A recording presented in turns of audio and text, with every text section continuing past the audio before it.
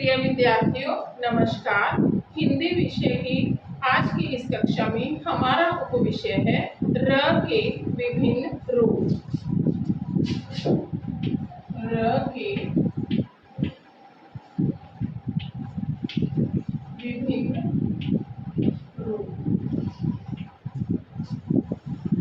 अक्सर जब आप आपकी पुस्तक में पढ़ते हो तो आप देखते हो कि र कई बार अलग अलग रूपों में प्रयोग किया जाता है। तो आज हम र के उन्हीं सभी रूपों के बारे में पढ़ेंगे। सबसे पहले र आता है सामान्य र। ये र वर्ण है जो इसी प्रकार से हमारी पुस्तक में पढ़ा होता है। इसको र कहते हैं, पूरा र। ये र का कौन सा रूप है? पूरा।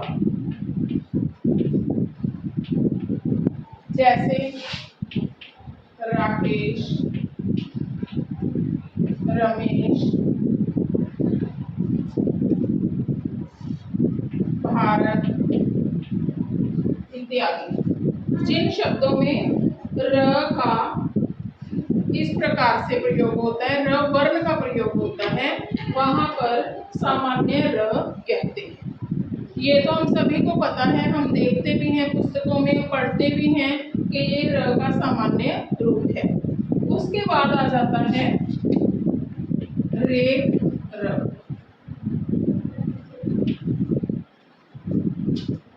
जब र इस प्रकार से ऊपर की ओर थोड़ा मोड़कर इस प्रकार से लगाया जाता है तो इस र को कहते हैं रेफ र। रेफ, ये र जो होता है वो आधा होता है। इसके कुछ उदाहरण हैं, जैसे कर्म, गर्म, बॉर्डर इत्यादि। जैसे कर्म, बोला र कहाँ गया है? यहाँ पे। जब र की थोड़ी आवाज आती है, थोड़ी सी आवाज आती है और वह जिस अक्षर से पहले बोला जाता है उस अक्षर के ऊपर लग जाएगा। जब र आधा होता है तो जब जैसे बोले कर्म, गर्म, बॉर्डर, यहाँ पर र की आवाज हमें थोड़ी सी सुनाई देती है।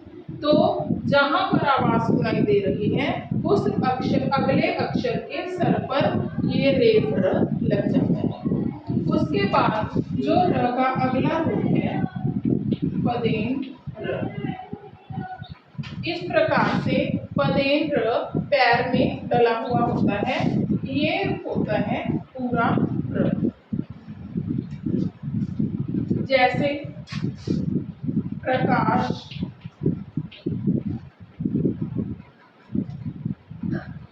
प्रश्न, क्रम।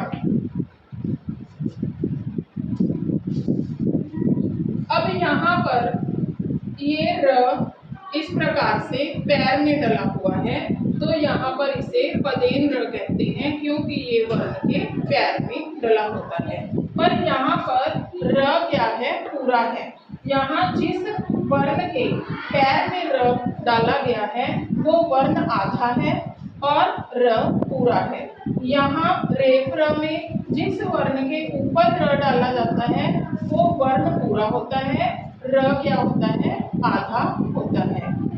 अब इन दोनों को समझने के लिए एक छोटी सी उदाहरण, ताकि आपको ये समझ में आ जाए अच्छी तरह से। अब आपने देखा होगा कि जो बच्चे अपने माता पिता के आज्ञाकारी होते हैं, उनकी बात मानते हैं या अपने अध्यापक की बात मानते हैं, वो उनके फेवरेट बच्चे होते हैं। ठीक है, अपने माता पिता के पैर छूते हैं, अध्यापक के पैर छूते हैं, उनके नजरों में उनकी कीमत क्या हो जाती है? दुगनी हो जाती है। ठीक है, वो उनके फेवरेट बच्चे होते हैं तो वो उनका सम्मान क्या होता है? पूरा होता है। जो पाँव में गिर गया उसका सम्मान क्या हो गया? पूरा हो गया।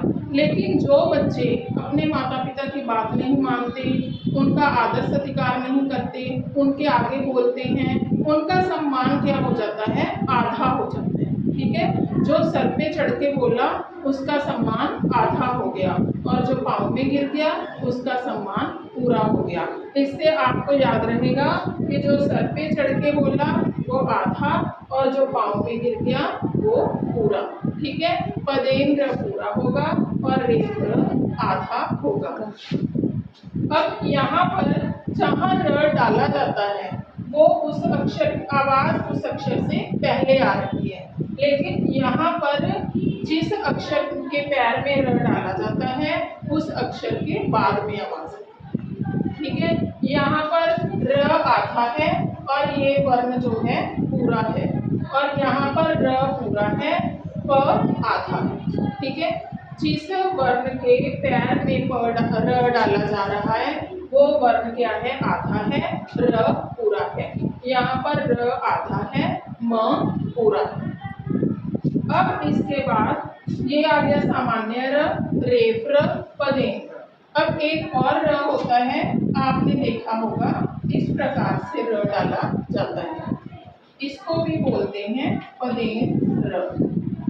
ये भी क्या होता है, पूरा। जैसे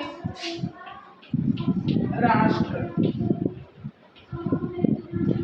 ड्रम,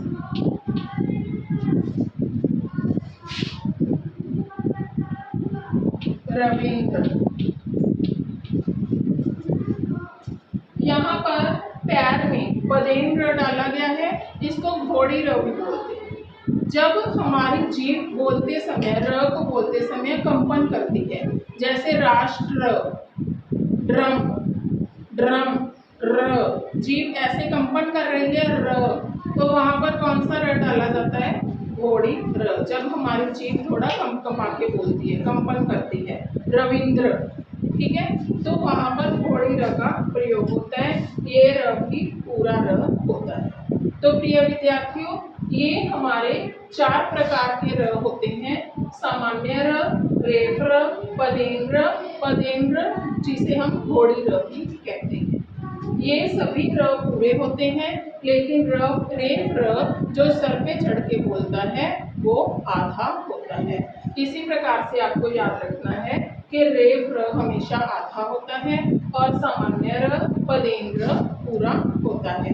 आपको जब आपके एग्जाम होंगे, जहाँ आपकी पुस्तक में भी कुछ प्रश्न पूछे जाते हैं, तो वहाँ पर र के विभिन्न रूप पूछे जाते हैं, तो वहाँ पर यही पूछा जाता है, कुछ आपको शब्द दिए जाते हैं और उनमें किसी में सामान्य र का प्रयोग हुआ है, किसी में रेफ्र का हुआ है, किसी में पदेन्द्र का।